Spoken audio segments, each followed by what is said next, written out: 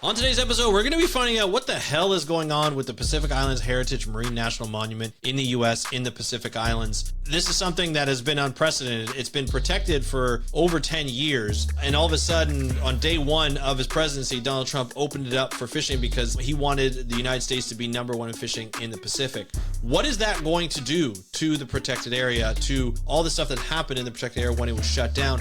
Do we even know if fish grew in numbers, in size during that protection? We need more science to do this, and Angelo Villagomez from the Center of American Progress is here to talk about why we need more science and monitoring during this time. And we're going to talk about the court case that actually shut down the opening of this Marine National Monument. We're going to talk about it on today's episode of the How to Protect the Ocean podcast. Let's start the show. Hey everybody, welcome back to another exciting episode of the How to Protect the Ocean podcast. I'm your host, Andrew Lewin, and this is the podcast where you find out what's happening with the ocean, how you can speak up for the ocean, what you can do to live for a better ocean by taking action. On today's episode, we are going to be talking about the Pacific Islands Heritage Marine National Monument in the U.S. This has been something that has been around the news since day one of Donald Trump's presidency, where he erased the U.S. commitment to 30 by 30, the global goal to protecting 30% of land and sea by 2030. Not long after his administration turned its attention to the Pacific Islands Heritage Marine National Monument, one of the largest fully protected marine areas in the world, spanning over 1.3 square miles of protected area. For a decade, these waters had been off limits to commercial fishing, serving as a sanctuary for corals, pelagic fish, and countless migratory species. But on April 17, 2025, Trump issued a Proclamation 10918, declaring that commercial fishing in the monument's expansion area posed no risk to scientific or historical objects. This opened the door for fishing between 50 and 200 nautical miles around Wake Atoll, Johnston Atoll, and Jarvis Island, waters that had once been completely protected. The proclamation directed NOAA and the Western Pacific Fishery Management Council to rewrite the rules, weighing options from keeping protections in place to removing them entirely.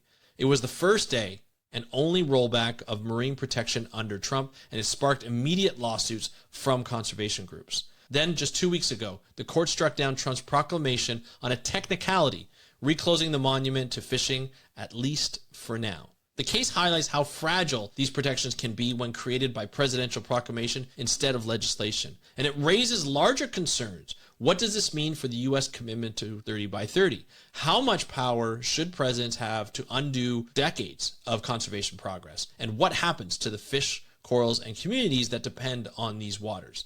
Today, we are going to explore the politics, science, and the future of marine protection in the Pacific Islands Heritage Marine National Monument by speaking to Angelo Villagomez, a good friend of the podcast, and myself, who's from the Center of American Progress in Washington, D.C. He's going to be talking about the U.S. monument. He's going to be talking about how important it is and why we need to find out more about just getting science data and understanding what has happened over the last 10 years with the expansion of the monument and how that's helped or maybe not helped fish in general for growing in number and size. And we're going to just discuss a lot of the things that are happening in the U.S. and how that could be a distraction because there's so much going on, and how it could be a distraction to making sure that this marine protected area stays closed. So we're going to talk all that in this episode. Here's the interview with Angelo Villagomez. Enjoy, and I will talk to you after. Hey, Angelo, welcome back to the How to Protect the Ocean podcast.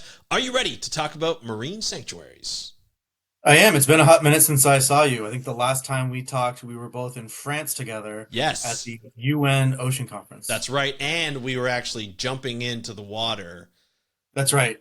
We did not win. No. Because we were participating in the International Manu competition, which is Manu is a Polynesian word of jumping into the ocean. It means bird, but it's a style of jumping in the ocean in New Zealand. And you and I are not from New Zealand. No. And you were the Canadian participant. I was. I was the American participant. And we did not win. We failed. But it was a good time. Good time was had by us. It was. We're jumping off, like, it wasn't too high. You were much braver than the rest of us were by just jumping off that first cliff. Wasn't that high. Beautiful water, nice and refreshing. It was nice to do it at a conference where we get to have some fun as well, and it was great people. So that was a lot of fun. But let's talk before we start this. The way you jump in, you got to go like But first, But first, yeah, like, that's the biggest splash. yeah, So when I was growing up as a kid, I thought a cannonball right, was the best, right? So you sort of like you tuck in with your yeah, hands, and then boom, you hit the water and splash. We've done it wrong our entire lives. The it's but the first. the best splash is achieved by putting your derriere into the water first, which is not that easy, right? No, Like you got to jump in the air, so like there's you got to get some lift and yep, some distance, and then flip your legs out in front of you and yeah. land butt And first. not on your back because that would hurt even more. No, You got to do but but so you got to like be pretty good. It takes some yeah, practice. I did not practice. I was not good. I neither did did one I. thing and I'm like, I'm out. I got to go. But that was a lot of fun. But we're not here to talk about that. Although that was very fun and we could probably do an entire episode on that. We are here to talk about marine protected areas. In particular, a marine sanctuary called the Pacific Island Heritage Marine National Monument. Quite a title, but also it represents a lot. So, Angela, before we get started with that, can you just tell me, just remind the audience who you are and what you do? So my name is Angelo. I live in Washington, D.C. I work for an organization called Center for American Progress, and I'm an ocean advocate. And I was actually at the designation, the very beginning of the Pacific Islands Heritage Marine National Monument. That's cool. I went to the White House, and I was an advocate for Mariana Trench Marine National Monument. Right. But President George W. Bush, in his last 2 weeks of office, designated three large protected areas out in the Pacific Ocean in U.S. waters, and I got to watch him sign the piece of paper that actually created this big protected area. And it is the U.S. Has a number of different islands out in the Pacific. Everyone's heard of Hawaii, Mm-hmm. but we also have Guam, the Northern Mariana Islands, American Samoa.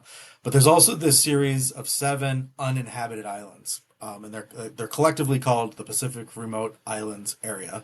Um, and it's like Wake Atoll, Jarvis, Palmyra, Kingman Atoll, and President Bush created a marine protected area, a very large marine protected area around all seven of these islands. They're not contiguous, and so it was like five different big squares out in the middle of the ocean. Right. Um, and then a few years later, we had a new president. Barack Obama was president, and he made three of those five big squares into giant circles. Mm. They initially went out from shore to 50 miles, and he extended them out to 200 miles. Okay. And then President Trump, uh, Donald J. Trump, came into the White House, and he's threatened all of America's public lands and waters. He said we're going to drill, baby, drill. Mm-hmm. We're going to mine the deep sea. And the first action that he took against public lands and waters was to open up a big chunk of this protected area to fishing. When Obama he expanded it to 1.3 million square kilometers, Mm-hmm. and Trump opened up about a million of that to fishing. So more than So half, this was yeah, well, more than like you're like gonna make me do 60%, math. Yeah, no, like 80%. It's like 80%. 1 million out of 1.3. So Oh, the, 1.3. Sorry, I thought I 70, was talking about 1.8. yeah, Yeah, yeah, yeah, 70, yeah, 80%. yeah. So that was back in April, and the government office in Hawaii, NOAA, they issued a letter to all the fishermen, permit holders, and said you can now fish in this protected area. And almost immediately, a whole bunch of boats, like 10 or 20, went into the protected area. And you can go to globalfishingwatch.com, and you can put in the right parameters, zoom in, find the right dates, and you can see those fishing vessels. Yeah. And they're in there, and they're catching tuna. They're based in Hawaii, going down to the protected area, which is a couple thousand, like maybe 1,000 miles away, and then going back up to Hawaii and offloading their fish. The conservation community was not happy about this, Right. and the Trump administration was sued by several groups in Hawaii. The lawsuit was filed by Earth Justice, which is a great organization. Uh, and about 2 weeks ago, um, the courts decided that the Trump administration had broken the law when they used that letter to open this area up to fishing, because America is still a country of laws, and we have a fisheries law called Magnuson-Stevens, and the Trump administration had not followed the letter of the law, so the judge closed the area to fishing again. So it was opened up in April, shut down a couple of weeks ago, and now the fishing interests are trying to get that process going. That Mm. that legal government process that could open this area to fishing, and we're seeing that happening in real time. That's a lot that happened in such a short time. Where Donald Trump, President Donald Trump, takes away or opens it up for fishing. So what's the reasoning that he used behind opening it up? Is it more of like the drill baby bill? We're going to fish everything. We want to be the biggest fisheries in a country in Yeah, the I mean Pacific. that's ultimately what it comes down to. Yeah. Is that we're going to have energy dominance, we're going to have Right. fisheries dominance, we're going to fish everywhere, we're going to have the greatest economy. Which it's very short sighted. The United States has had protected lands and waters for the last 150 years when our first national parks were protected. Mm-hmm. And this country can absolutely have the best managed fisheries in the world and the best network of protected areas. And the goals of sustainable fishing and of habitat management or habitat protection are not the same. When you are advocating for sustainable fishing, what your ultimate goal is to, it's much more complicated than this. Yeah. But you want to get to a place where you have sustainable fishing, Yeah. where the number of fish being taken out are being replaced every year, so that you have a steady catch, and fishermen can have jobs, and there's fish on people's plates. But the goals of conservation are often not the same. Mm. They're sustainable fishing is not a net zero, or it's not a um, environmentally neutral activity. Right. There still are outcomes to it. There's bycatch. Yep. The fish do die. Mm-hmm. So there's changes in the fisheries assemblage. Usually you'll see maybe sometimes the fish populations will go down, but sometimes the fishes, the sizes will Mm-hmm. be smaller. And again, this is different depending on the stock. So Of it's course. you Yep. can't just paint with a broad brush for everything. Right. But we can have fisheries and protected areas, and for the last 20 years, it's worked. The way the United States manages its tuna fisheries in the Pacific, um, for the boats in Hawaii is with a quota. Mm-hmm. And that quota was, I think, 3,500 tons. It was recently increased to 7,000 tons. Just this And year? it's not, I think last year or the Last year year. Okay. before, it was increased, it doubled. Okay. Um, they've never had an issue reaching the quota. Right. There's it's not like there's fish that are being left uncaught. Right. It's the the fleet has operated and is very successful, Yeah. and we've had these protected areas at the same time. Right. So the idea is saying, hey, look, the catch per unit effort hasn't really changed. They're able to meet their quota. They're able even to double it, and the fisheries population so far, the tuna population is fine because it's well managed, because there's marine protected areas, because of this. We're looking at what? How many years? When was it designated? 2007? It was designated in '09, Oh, nine. and then it Okay. was expanded in '15. So Right. it's been So the quite a area long that was time. open. The area that's open has been closed for like a decade. Yeah. Um, And I'm glad you asked that question, because one of the reasons I wanted to talk to you is because this area had been closed to fishing for 10 years, Yeah. and then it was opened from April to August, and fish were caught. And I want to see that data, Yeah. For sure. because it doesn't have to be me, but I want, like, scientists who I trust to see that data. Yeah. And I could actually, this could be a great collaboration between MPA scientists and fisheries Yep. scientists, because what what the fisheries folks are saying is that these protected areas have had no benefit to the fishery. They've been a complete waste of time. They've harmed the fishermen. But what the MPA scientists say is that they've actually led to spillover effects. Mm-hmm. That in the way that's been measured with studies in the past has been fishermen are fishing the line. Yeah. Yeah, right on And the they're border. saying by fishing the line, that's evidence Hmm. that the fishermen know that there's more fish inside the protected area. And fishermen are brilliant, smart people. They Yeah. dedicate their entire lives to catching fish. They know how to catch fish. They know the best ways to catch fish. They know how to catch it as fast as possible, so that they can make as much money as possible. So, like when fishermen are going to the borders of marine protected areas, it's because they know something. Yeah. Like it's not random. Yeah. But with this fisheries data that we have for these couple of months, like, can we look at the catch per unit effort? How many hooks were dropped in the water and how many fish were on the line, and how long did they soak those hooks in the water Hmm. to catch those fish? I think that's actually pretty easy to capture. And the NOAA used to put all that data on their website, but the last couple of years it hasn't been there. I'd also be interested in looking at the sizes of the fish.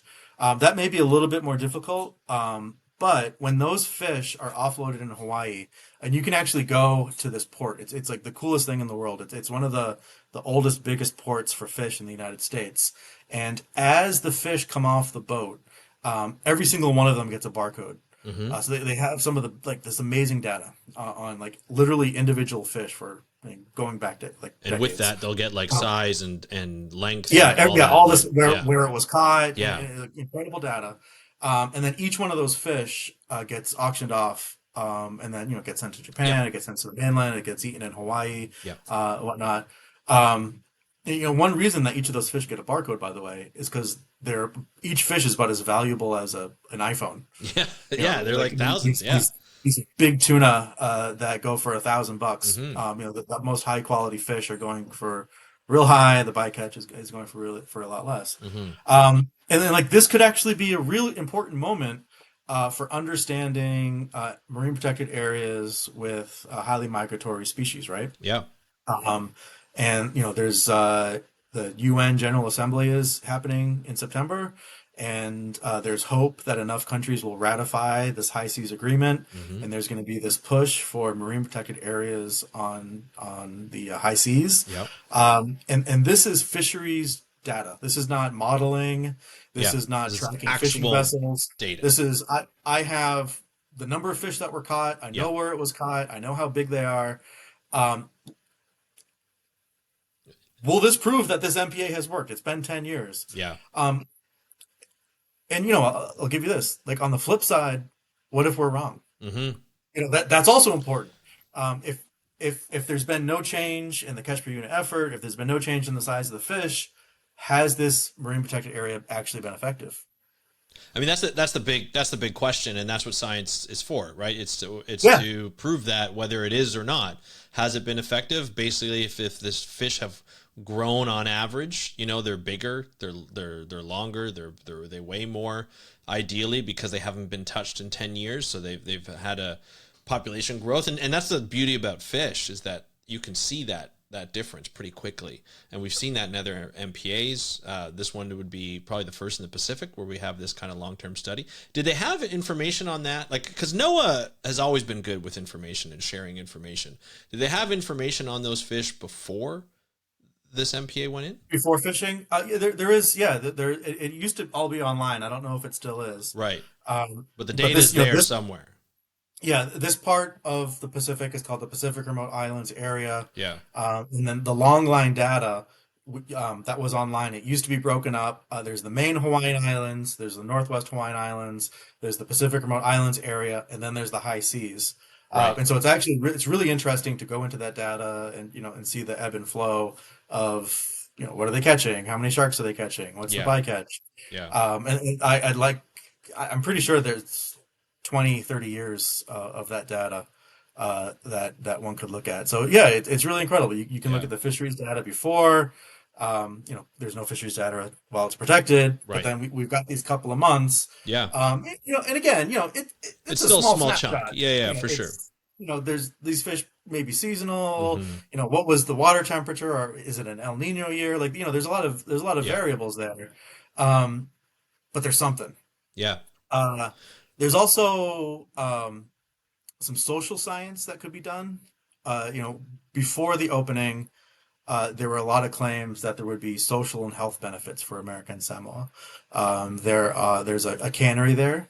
And one of the arguments for opening it is that opening up these areas to fishing would support the American Samoan economy and Yeah. the community. Yeah. And I'm not a social scientist, Right. but there are social scientists who may have ideas on how do we study this? Can Mm-hmm. we do interviews? Can we look at some of the economic data?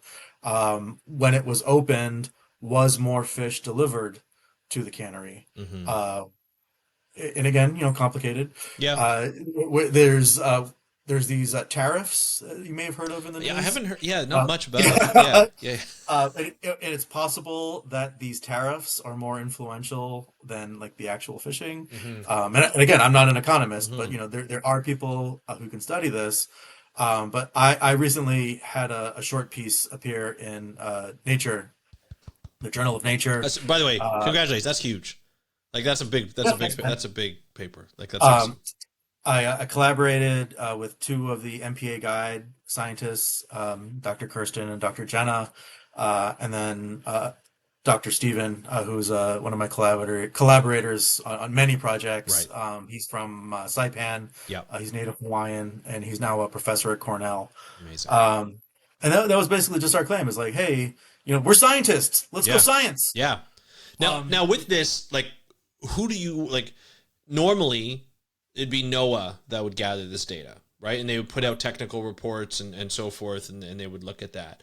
Um, so I guess the first question is: Has there been have researchers been allowed in there to look at the stock while it was closed down? Because sometimes they're allowed and sometimes they're not. yeah, no,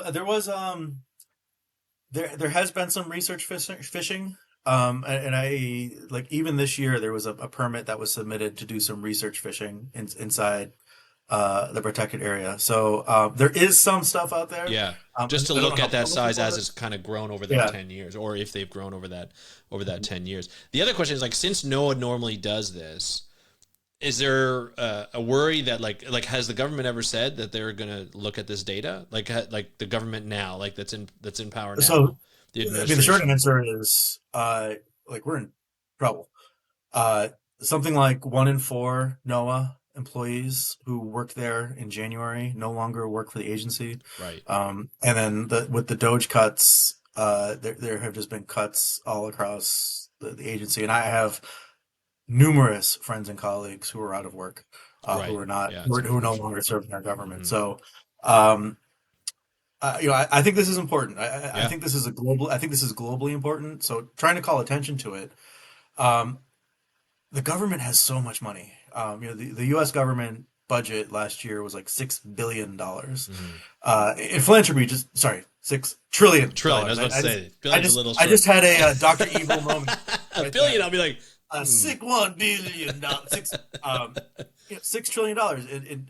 Noah, the government has more money than philanthropy, so philanthropy cannot back end all of this. Right. But I think that uh, there could be some discrete pieces that we could look at. And one of those discrete pieces that I would want to see is how does that fisheries data compare to uh, now? Because like science is happening in real time. It's closed again. It's probably going to be opened again, right? Yeah, we'll So talk about that in just a sec. Of even like, if we get the get the plan in place, like we yeah. still need to study the future. And then I also think this socioeconomic stuff needs to be better understood, Hmm. because uh, this is still a very controversial protected area. Hmm. There are some folks who would like to see it enlarged. There are some people who are kind of happy with what it is and want to see Hmm. the management be put in place. People have very strong feelings about this. And there's been some social science work around the Mariana Trench Monument. Yeah. There's been a lot around the Papahānaumokuākea Monument up in Hawaii. But I think there's opportunities for social scientists to study this. And it's complicated because, this is, it kind of appears between Hawaii, Marianas, Micronesia, American Samoa, and it's a public trust. Hmm. It's not owned by any one group of Americans. It's owned by all of the Americans Hmm. in the entire country. and I just think there could be some greater understanding that scientists could bring to what's going on to make recommendations on how we move into the future. Yeah, I agree. I think I mean, it'd be a study of a lifetime, really, looking at that size of an area closed down for 10 years, being able to study it, whether it be a collaboration of academics, philanthropists, government, even for the government, I would imagine they would like to see if this thing works or not. Just from a point of view of where is the best way forward. If you want to be the top fishing nation in the Pacific, wouldn't it be good to have great fish that's available year after year after year instead of having trouble later on after your catch per unit effort goes down, trying to catch these fish. So obviously that's a big deal. Let's talk about, I'd like to talk a little bit about, and we've talked about this before when you've been on the podcast, but I want to reiterate this. There's been when we go into the designation of these marine sanctuaries, especially in the Pacific area, Pacific Ocean for the U.S., it seems to always be designated by a president. So George W. Bush, you had Barack Obama. Even the changes to it has been done by Donald Trump, and it seems like it can just change on the whim. It doesn't seem like it's a good long-term plan. Like, you would think normally presidents would really, like, at the end of the George Bush era, he wasn't very environmentally focused, but my understanding is that his wife really enjoyed the ocean, really enjoyed protection of environment. So that was the influence there. And that was sort of like his legacy at the end of his second term to be able to do that. Barack Obama, did he do it in his first term or second term? Second term, Second middle of the term. second term. So again, like, it seems like more of a, I'm going to leave this legacy of environmental protection, and see where that goes. It seems like now it's just more of a, we want the U.S. to be the best at everything, and fisheries is going to be another thing. But presidents can kind of go back and forth on whether they want to either expand it, can keep it the same, or take away some protections. That leaves these marine sanctuaries, plus the people that benefit from these marine sanctuaries, vulnerable to changes. Is it like, is there a way that the laws can be more stringent of being changed? So I wish I could say it was unprecedented that a president would roll back another president's protected areas. But this happened before under the first Trump administration. Right. And the United States is, and I'm just trying to say this as nice as I can.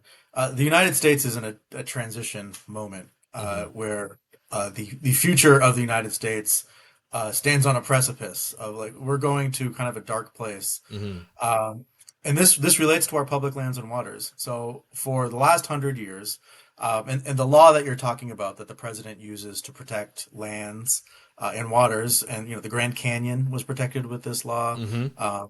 and many other national monuments and national parks began with this Antiquities Act designation.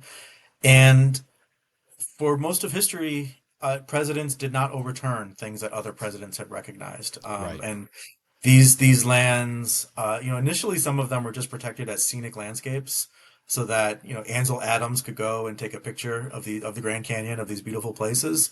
But in the last century, the reason for protecting lands and waters evolved. Like, some of our lands protect people, or remember people. Yeah. Some of them, Cesar Chavez, right? Yep. Cesar Chavez, the farm workers movement. Mm-hmm. Civil rights monuments protect, they remember, these are public lands that remember the civil rights movement. Uh, and out in the Pacific, indigenous culture has been a big part of Mm-hmm. these monument designations. So presidents kind of accepted that we were protecting for scenic landscapes, we were protecting for biodiversity conservation, we were protecting to remember important people, important ideas, important places, important moments in our Mm-hmm. history.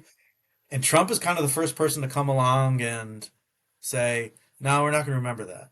Mm-hmm. And he's doing it on public lands and waters, but he's also doing it at the Smithsonian, and he's doing it on government websites. Mm-hmm. Like, one of the first thing, the New York Times has this incredible article where they identify 200 words that the Trump administration is scrubbing from websites, and it's things like innocuous words like woman, Hmm. uh, black, Wow. like just Yeah. completely erasing the history, gay, Yeah. erasing these concepts from like the world, right? Yeah. And so it's playing out in our museums, it's playing out in our government websites, it's playing out in the way government manages itself, but it's also playing out in our public lands and Hmm. waters.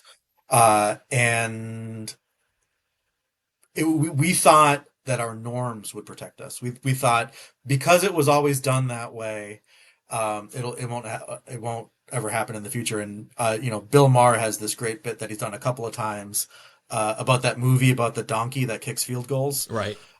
And because there's no rule that you can't have a donkey on your football team, uh, the team went on having the donkey on the Yeah. football team, and Yeah. The Air Bud movies are Airbud. kind of like the same thing. Yeah. There's no rule that the dog can't play basketball, and that's kind of where we are with Trump. Is like he is just rolling back these things. There's no rule that you can't have the National Guard overthrow Washington D.C. Yeah. Yet on my commute home, every metro station is full of National Guard troops. Yeah. Yeah. So he's just doing it And because even though there's no rule to say that you can or cannot, he's just doing it because that's so the so same thing with the protected area. So like, what can we can fight back? We can ridicule them, and this is shown to actually to work a little bit.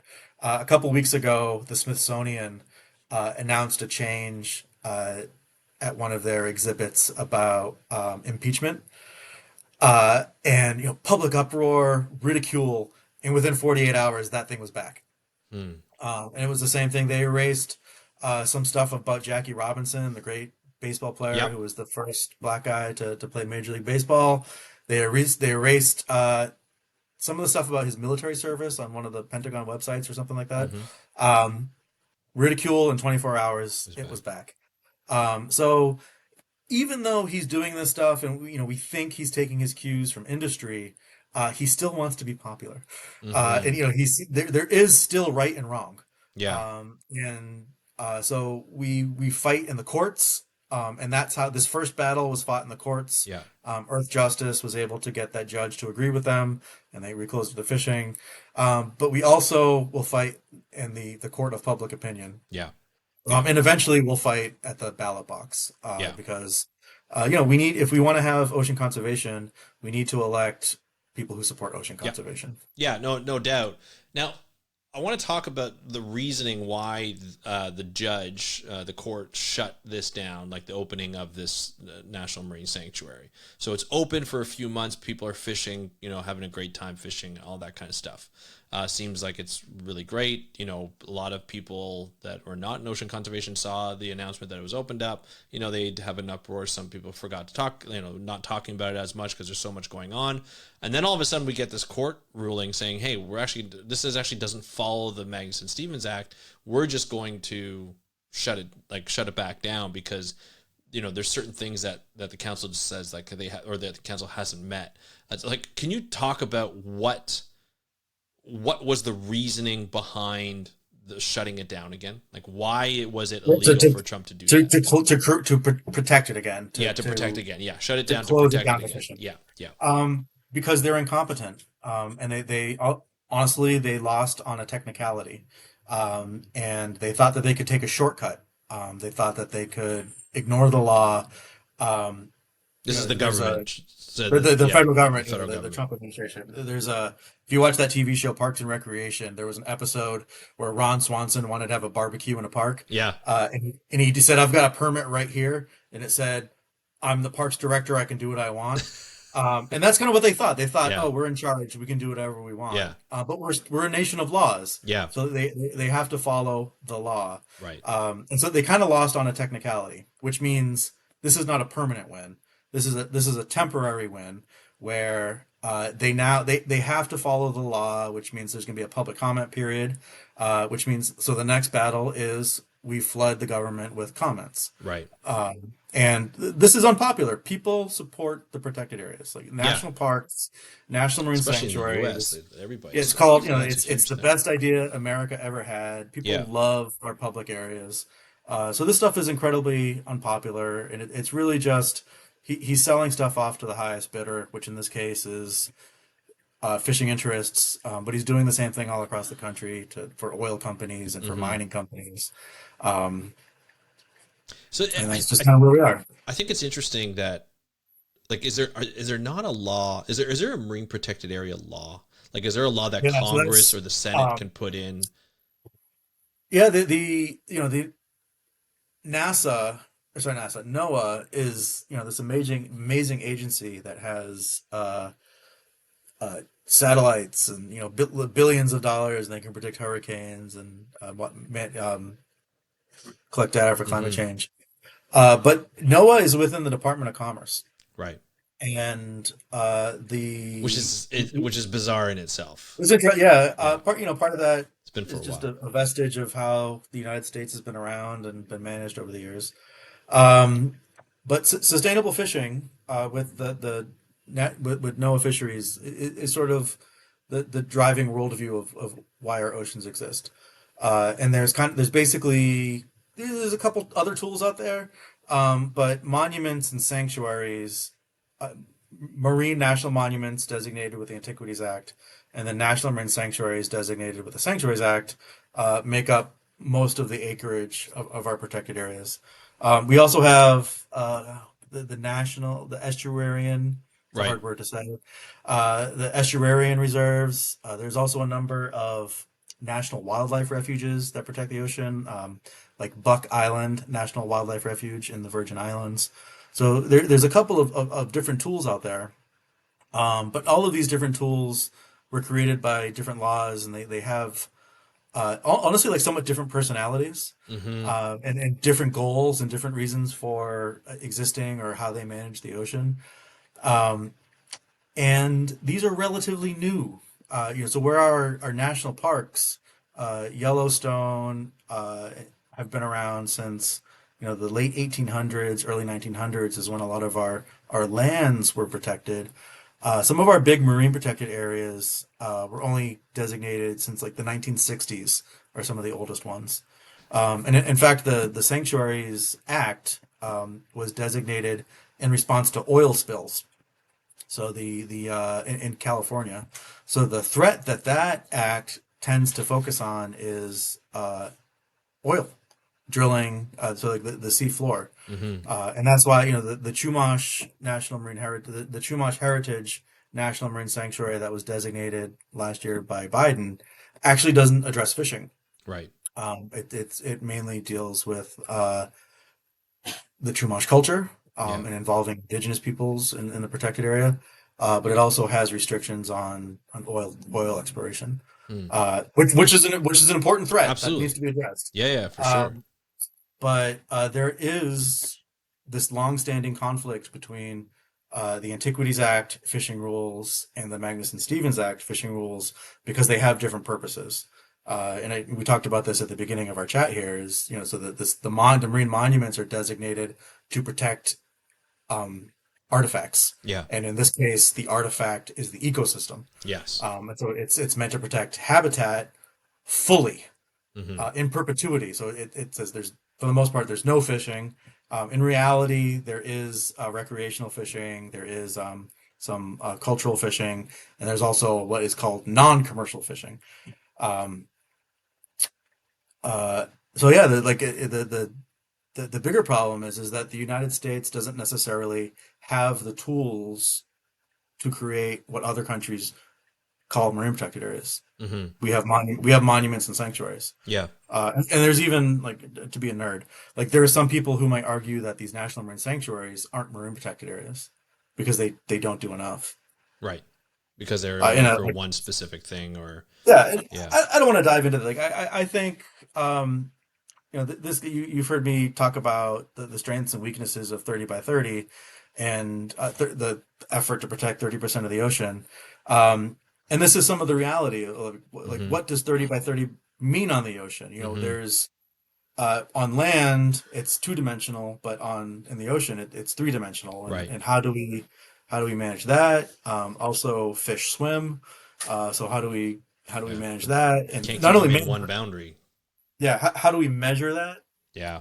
And so I think some of these borders that we draw, uh, it's we're doing what we can, managing it with the tools that we have available. Um, but managing the ocean is much more complicated than just saying 30% of the ocean is a marine protected area. And even getting to that 30%, you also have to ask the question of how did we get there? What was the process that we went through? And then who are the people that were involved in going through that process? And I think there's also something to say too, like, you and I have been watching marine. You've been involved in the designation of marine protected areas of all sorts from all over the world. I've been watching and I studied it in university and so forth. And there's something to be said about even a marine protected area first being designated may not have all the protections it needs to fully protect that area, but then you can build on it as it grows. And as you know, the first step is to get it designated. Obviously not, you don't want a paper park where nothing is enforced and nothing is managed, but even if you get one thing managed, hopefully later on you can increase the size like this one was done, or you can increase the amount of protections, or you can designate certain areas like a bit like the multi-management style that the Great Barrier Reef Marine Park has, and maybe install that and have like certain protections in certain areas as you discover more of that area and you research more of that area and how beneficial it is and where to pinpoint spawning areas or nursery areas and so forth of specific fish stocks. There's something to be said about just establishing it and building upon that. It may not be perfect, but we know in this world nothing's going to be perfect when you first start it off, and it takes a long time and a lot of effort to designate an MPA, and notwithstanding any kind of difficulty in getting certain things protected and certain things not. It's a long-term goal to be able to do this. For you have a good pulse on what these MPAs, that you've been involved in have to do with, people who live around these areas, live on these islands and benefit from the benefits of these spill effects, notwithstanding like fully understanding what the MPA for the last 10 years or the expansion has done for fish and size and things like that. And I know we talked a little bit about the social implications, but how important is it to a lot of people who live out in those islands are indigenous? How important is it for the indigenous people for these protections to happen and to be designated? You mentioned how a lot of times it was to protect also indigenous culture and important for indigenous people. How important is it for this area to be closed, and then what are the effects of that when it's open?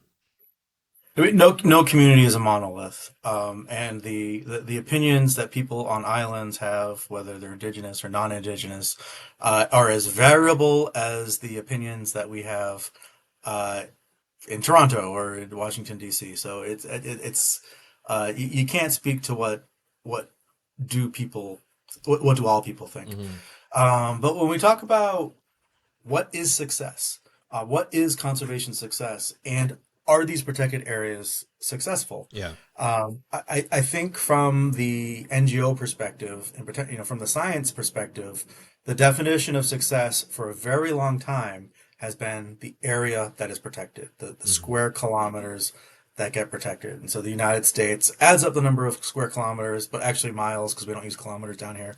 And they say, this is our percentage, and that's what the success is. But it can be different when you're living on the island, right? So for most people, it's like, are there fish on my? A healthy ocean means there's a fish on my plate, Right. and that's the outcome that they want.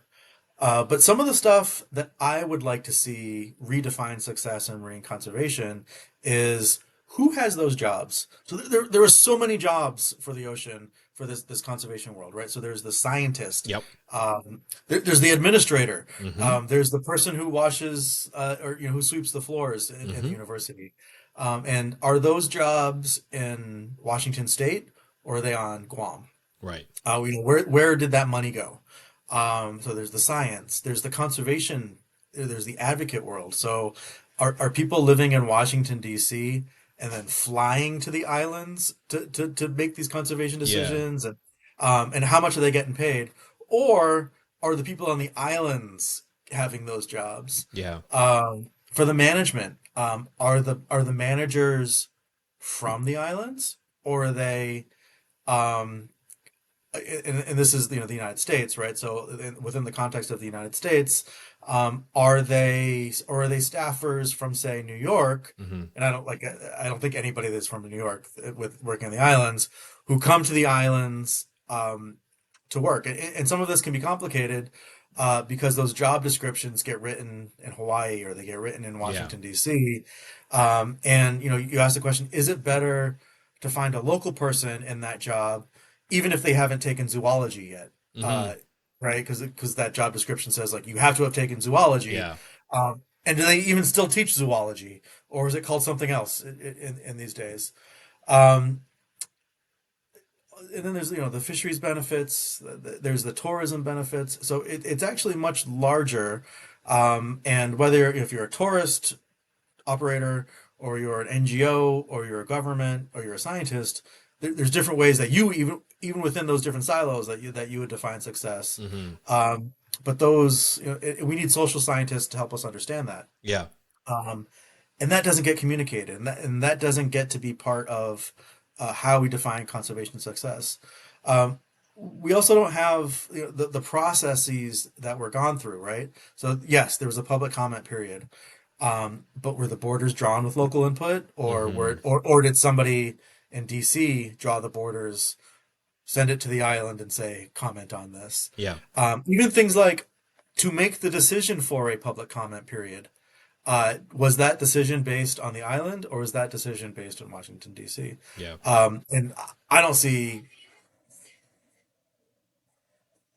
You okay? my wife is her phone is ringing.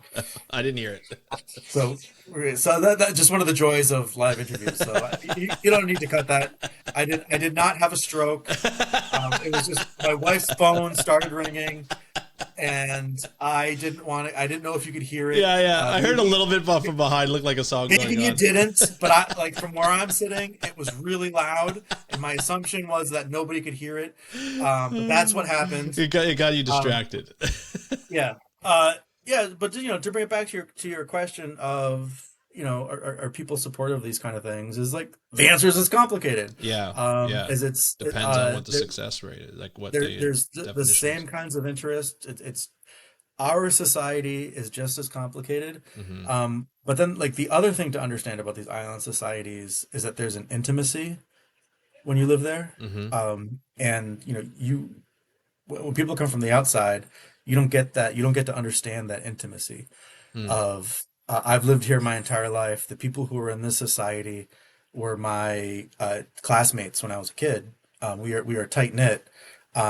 Even if we have a fight right now, Hmm. that fight has to happen in a way so that next week we can talk about something else. Yeah, Um, yeah, or it's my in-law, yeah. Um, and a lot of sometimes the timelines that are on islands Hmm. do not go. They're not on the same timelines as NGOs. Yeah, Okay, right. So the NGO. Their fiscal year ends in June, so they got to spend this money by June. Uh, but maybe it's election season. yeah. And elections are incredibly important because it's actually pretty easy to make decisions and ram things through on an island. But are they going to be there for the long term? Right. And so this takes time. Yeah. I live in Washington D.C., but I still talk to people back at home. I'm still plugged into the community. There's other members. We're an ecosystem of advocates. We've got DZ people, we've got diaspora, we've got people at home. But I've been doing it for 20 years, Hmm. and that's what this conservation takes place. And so, Yeah. uh, to bring it back to the initial discussion, this moment where this yo-yo conservation that we're experiencing, this back and Hmm. forth of it's open to fishing, it's closed to fishing. In a couple of months, it's going to be open to fishing, Right. and then there's going to be another lawsuit, and it's going to be closed to fishing. Um, Real people are dealing with this, right? And Yeah. and also it's very emotional too. Like a Yep. lot of our identities are tied into this, and to have that back and forth. There's money involved. Like we talked about the fish being worth $1,000. Those boats, they want to catch the fish. They want For to sure. go. Yeah. They want to go get those iPhones out, Yep. and then sell them and make money. Yeah. Um, so this is why we need long-term committed people living in these islands who can participate in these actions over the long term. And back to the idea of who gets the benefits. A lot of times, those jobs just aren't with the people in the islands. Yeah. They're for people in the mainland. Yeah. Yeah. Which is, like you said, it's very complicated when we think about it, and it almost requires its own study to be able to kind of, you know, like untie all the different lines that of the benefits and the successes. So like, finishing up this conversation, to wrap it up, the big idea here, now that it's closed, might open up again. There's definitely a need to get more data to increase the We got to monitoring. we have to study the shit out of this. We have Yeah. we have to science the shit out of this, and Yeah. we need fishery science, we need MPA science, and we need social science. And And they where do you want that to come from? um I think the fishery scientists can come out of Hawaii, Right. but I'd love a lot of this comes down to resources. But I think there are people in American Samoa and in the territories who could help lead this social science to help us ask the right questions Hmm. and understand how is this affecting the community. Yeah. And often, we're indigenous communities, and oftentimes indigenous communities get studied, and then the studies don't have the context or deep understanding Yes. of that intimacy of our societies. I've like read lots of books about my own community from outsiders or studies from outsiders, and it just feels off. Yeah. Like somebody says the wrong thing. Yeah. Like when an American pretends to be Canadian. Uh, Yeah. it's just off. Yeah. Because you just don't have that cultural experience For sure. of that deep knowledge and understanding of living in that island society is like. Um, and we've got experts now. We've got kids with PhDs. Kids, when I say kids, I mean like people in their 30s and 40s. Yes. But we have our own experts Yeah. who can help guide this work, who can do it in a way that our people will respond to it. Yeah. And does this require funding for people Of to be able to course, do that? And where, of course. so is this like, Yeah, it's a call on like foundations who want this data, yeah. who are It's a invested little in bit this of type? some of it's like we see what the government is doing, and it's in a couple years we're going to need the government to go back. Hopefully, the data survives. Hmm. But philanthropy doesn't have enough money to replace the Yeah. government. But so we need to offer them some nuggets of ideas Hmm. of things that they can study, things that they can fund that will deliver some understanding of what's Right. happening. Yeah. But again, like I do think that this has global significance because Absolutely. it's very rare that an area of 1 million square kilometers that was closed to fishing suddenly gets fished. Yeah. Like this, there's we Yeah. need that data, We need that. and Yeah. it could confirm everything that we've been saying for 20 years, or it could throw it out the window. This could fund probably about 17 PhDs. Yeah. No, and then not, that's not even including master's students. Like definitely an opportunity right now, given the circumstances, to be able to, bring this together and at least learn from it, and see what the ramifications are going to be in the future, and what the ramifications have been in the past with this 10 years of closing off like a 50 to 200 nautical mile area, around these wonderful islands. And I think that's a really important thing to do. What's the you've mentioned it a couple times. You think that it's probably going to open up again? Like, why would it open up again? I think the Trump administration wants to. I think they want to give industry a green light, and they tried to break the law, but we called them on that, and we still have judges who will stand up to lawbreakers. Yeah. Now they're going to try to do it the legal way, Yeah. which was going to require a public notice, a public comment period. They'll probably get buried in comments, Yeah. so that'll take them weeks and months, years, to go through. And then they'll put something out. And if there's a misstep, somebody will sue them. Yeah. They're gonna And have to be very it's careful because people are watching.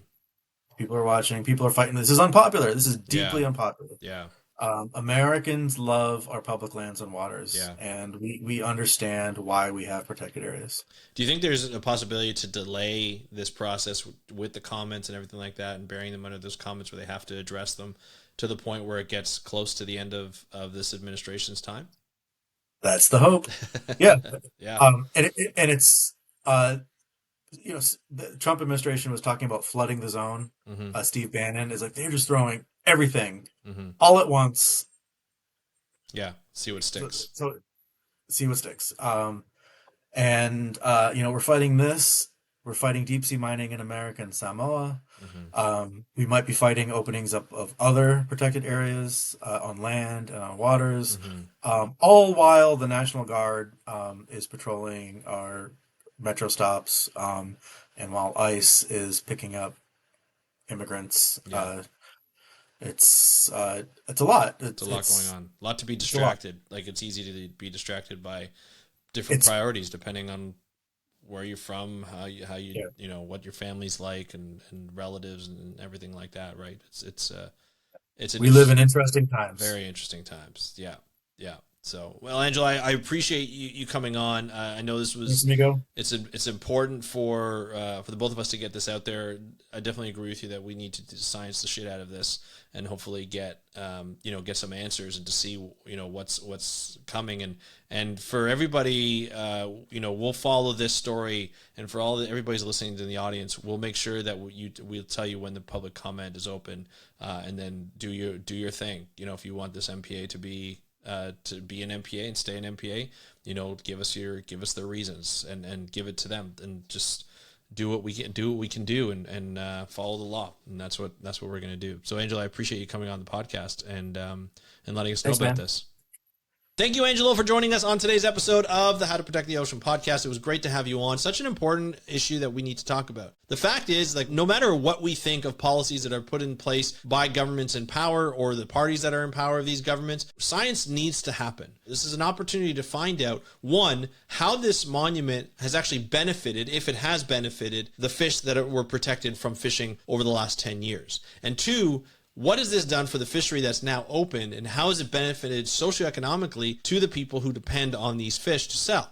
As Angela said during the interview, the people in the island communities look at it as like, if there's fish out there, if the ocean is healthy, then I have a fish on my plate. That's how they look at the health of the ocean. And so that's something that could be measured. That's something that could look at if they're able to sell fish, they're able to benefit economically and socially. There's a lot of things that can go in. There's a lot of collaborations that can happen. We need money and funding to do that kind of stuff. We're in a position where we have an opportunity to look at the science of these big pictures. And when you take away 1 million square miles from 1.3 million square miles of protection, you're looking at a big area. And this is something that has been unprecedented, as Angela has mentioned. So being able to monitor this, being able to see the effects, the benefits that potentially this marine protector has provided, and seeing how that would do opening it up to the fishery, or even if it's over the last 3 or 4 months and maybe even later on, that's something that we need to measure. That's something that we need to find out what the benefits are so that we can show the benefits of that, if there are benefits. So we're going to find out, hopefully through science, but when the public comment period comes out for opening up the marine sanctuary again, we'll definitely let you know. We'll be following this story because we are going to need everybody to mention why it's so important to keep this closed. So that's going to be something that's very important, and I hope that you can help us with that. If you have any questions or comments on this episode or this topic, please put them in the comments below if you're watching this on YouTube, or you can get a hold of me by going to Instagram, DMing me. Go to @HowToProtectTheOcean, or you can go to speakupforblue.com/contact, and you can contact me. It goes right to my personal email. I'd love to hear from you about this subject and what you think of it all. Politics aside, I get that it's a tough time in the US. Let's look at the fact that science can help understand what's happened and the benefits or non-benefits of a marine protected area in this area, and especially opening up to the fisheries. Will it benefit? How long will it benefit? What could be the consequences of opening this up too quickly or opening up up at all. So that's what I want to really focus on. I want to kind of keep the politics aside, to be honest, because I just think that people are just going to get distracted. You know, it's a tough time in the US, it's a tough time worldwide, but this is something that we need to do as scientists. We need to science the hell out of this, and that's something that's really important. So I want to thank you for listening to this episode of the How to Protect the Ocean podcast. I want to thank Angelo for coming on and bringing this to our attention, and thank you for listening. This is something that is really important to me, to get, ocean literacy out there and to make sure that we understand what's happening in the ocean and understanding the complexities that happen, as Angelo highlighted. But I want to thank you again for listening. This has been another exciting episode of the How to Protect the Ocean podcast. I'm your host, Angelo, and from the True North, Strong and Free. Have a great day. We'll talk to you next time, and happy conservation.